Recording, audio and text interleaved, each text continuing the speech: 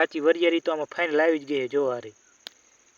જો હે ને આમાં વરિયાળી આવી ગઈ કાચી આ પ્રમાણેની જો તો આની ઊંચાઈ જોઈ લ્યો તમે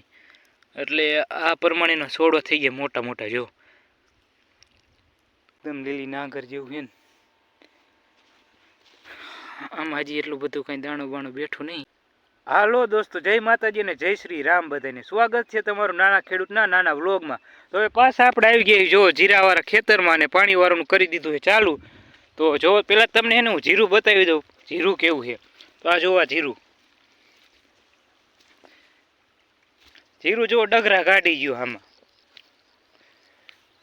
એક છોડવામાં ઉંબેરવાનું મન ન થાય નકર તમને ઉંબેરીને બતાવી દેત કારણ કે છોડવો જે 500 રૂપિયાનું અત્યારે આ રહ્યો નહીં જોઈ લ્યો તમે પારિયા ઉપર ચડી ગયું જીરું અને અત્યારે આ પાંચમું પાણી આપણે છેલ્લું પાણી પી દઈ એટલે જીરું થઈ જાય ટનાટન બરાબર। અને આ પાણી આપણે ખાંડનું જ હાલે છે અને જીરાનું ખેતર જોવા રહ્યું એ છે અને આપણા વિસાભાઈ રહ્યા એ અત્યારે પાણી આમાં પાય છે બરાબર ને બરાબર હા। તો જીરા તમે એક ફેરું જોઈ લ્યો જીરું બોલાવે ડગરાય નહીં મને કાંઈ ન ઘટે આમાં।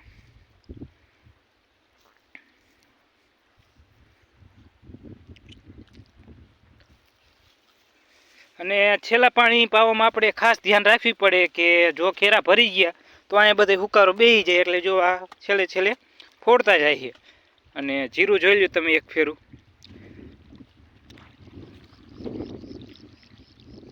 તો વિસો અહીંયા પણ પાણી વારે છે અને આપણે એરંડા અંદર થોડુંક પાવાનું છે અને ખાતર નાખવાનું છે એટલે પહેલાં હું એ પાઈ આવું। અને આ એક ખેતર એ જીરાનું છે આમાં જીરું જબર છે જો આમાં પારિયા ભરી ગયા છે બાકી જીરા આમાં કાંઈ ન ઘટે આમાં આપણે કદાચ એક પાણી પાવાનું થાય તો પી દઈશું એટલે પાવું જ જોઈશે કારણ કે જીરું આમ સુકાવા માંડ્યું છે પાણીના લીધે ચરમાવા માંડ્યું જીરું આમાં જો અને આમાં જીરું એવું જોરદાર થઈ ગયું જો પારિયા ભરી ગયા છે એટલે આ ખેતરમાં કાંઈ જીરામાં વાંધો છે નહીં। તો આપણે એરંડામાં જઈ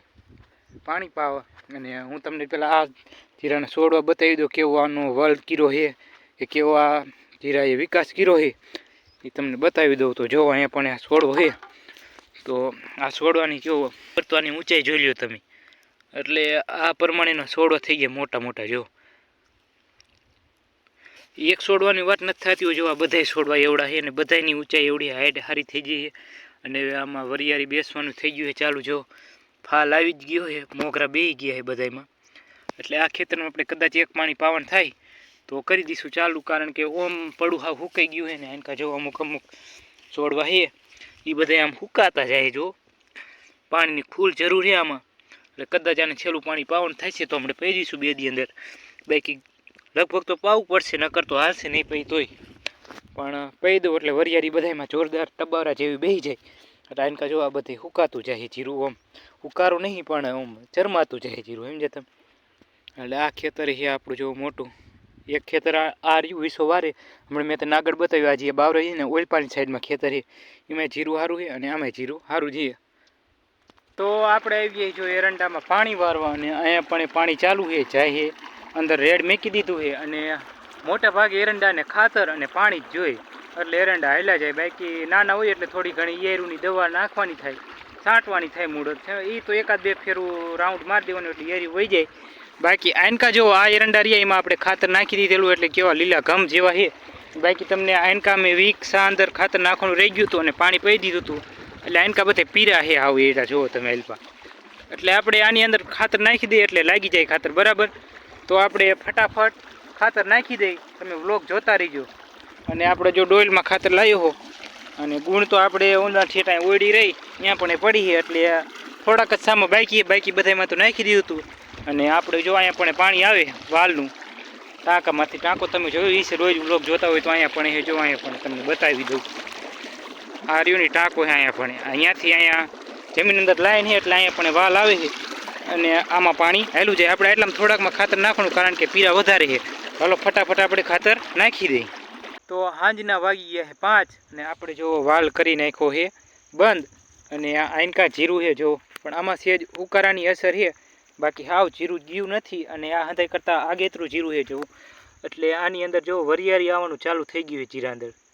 કાચી વરિયાળી તો આમાં ફાઇનલ આવી જ ગઈ છે જો આ રહી જો હે ને આમાં વરિયાળી આવી ગઈ છે કાચી આ પ્રમાણેની જો એટલે આ જીરામાં કાંઈ વાંધો છે નહીં, સેજ આમ ઉપર હુકારો છે પણ હાવ જીરું ગયું નથી, જો આ પ્રમાણેનું રહી ગયું છે જીરું.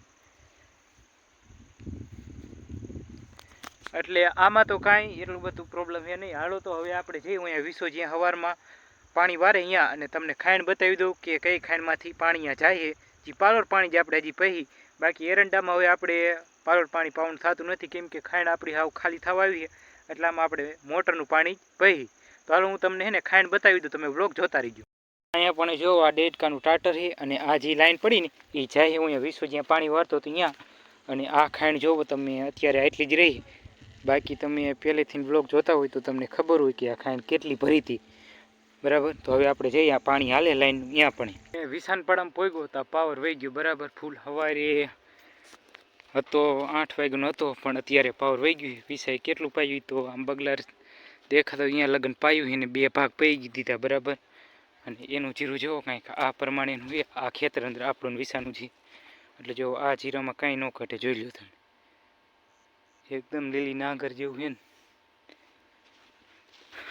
આમાં હજી એટલું બધું કાંઈ દાણું બાણું બેઠું નહીં, કારણ કે આ નાનું એટલે જ આને એક પાણી પાવું છે છેલ્લું, એટલે આમાં કાંઈ લફે નહીં એટલી બધી પાણીની. જો એક પૈ દે છેલ્લું એટલે પૂરું આનું કામ.